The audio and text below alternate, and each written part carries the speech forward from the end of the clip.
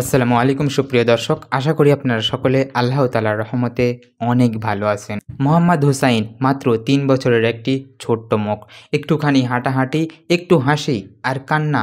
তার চারপাশে ছিল বাবা মায়ের হাজারো স্বপ্ন, কিন্তু সেই স্বপ্ন ভেঙে যায় খান খান। আজ শুধু শূন্যতা, হাহাকার আর এক অসমাপ্ত জীবনের গল্প।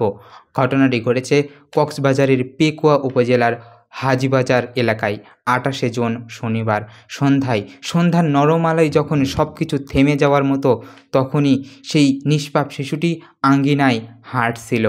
আর সেখানেই কোনাঘুপচি থেকে বেরিয়ে আসে এক বিষাক্ত ছাপ। সবল বসে একবার, দুইবার, চিৎকার ছুটে আসে সবাই, কিন্তু বিষ তো ততক্ষণে শরীরের রক্তে ছড়িয়ে পড়েছে। তড়িঘড়ি করে হুসাইনকে নিয়ে যাওয়া হয় পেকুয়া উপজেলা স্বাস্থ্য কমপ্লেক্সে, কিন্তু যেখানে ঘটে যায় আরও এক বিষাক্ত আঘাত। চিকিৎসার অবহেলা, পরিবারের দাবি ডাক্তার শহীদুল ইসলাম রুমেল তখনও ফোনে ব্যস্ত। তাদের কান্না, অনুরোধ সব উপেক্ষা করে তিনি ছিলেন নীরব। ৩০ থেকে ৪০ মিনিট পর এসে বললেন, এখানে চিকিৎসা করা সম্ভব না। অন্য চিকিৎসক ডাক্তার মুজিব তখন ব্যবস্থা নেন মালুঘাটা হাসপাতালে পাঠানোর, কিন্তু সময় তো আর থেমে থাকে না। ততক্ষণে বিষ ছড়িয়ে পড়েছে। ৩ বছরের হুসাইন চিরতরে চোখ বন্ধ করে ফেলে। হুসাইন ছিল গরিব দিনমজুর সাঈদের একমাত্র আলো, সেই ছোট্ট ছেলেটি হাসিতে।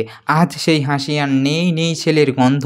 মা বলেছেন, ডাক্তার যদি একটু আগে দেখতো, আমার হুসাইন হয়তো এখনও বেঁচে থাকতো। এই কান্না শুধু এক মায়ের নয়, এটা গোটা সমাজের ব্যর্থতার কান্না। একটি ভুল সিদ্ধান্ত, একটি দেরি, একটি প্রাণের অনন্ত বিদায়। সাপের কামড়কে অবহেলা করবেন না। প্রথম ৩০ মিনিট সবচেয়ে গুরুত্বপূর্ণ। শিশুর সন্ধ্যায় বাহিরে যাওয়া নিয়ন্ত্রণ করুন। সাপ কামড়ালে নরম কিছু খাওয়াবেন না, অথবা ক্ষতস্থানে কাটা বা বাধা দেওয়া যাবে না।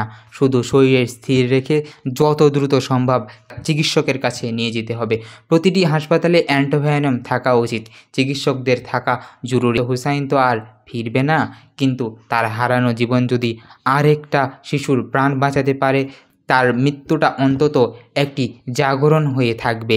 একটি অবহেলা যেন আর কারো সন্তানকে না কেড়ে নেয়, সময়ক্ষেপণ যেন আর কোনো মা বাবার বুকে শূন্য করে না দেয়। চোখ খুলে তাকান, সচেতন হন, আপনার জীবন বাঁচান। প্রিয় দর্শক, আজকে এ পর্যন্তই। আপনারা সকলে ভালো থাকবেন, সুস্থ থাকবেন। আপনাদের সঙ্গে দেখা হবে আরও একটি নতুন ভিডিওতে, আরও কোনো নতুন তথ্য নিয়ে।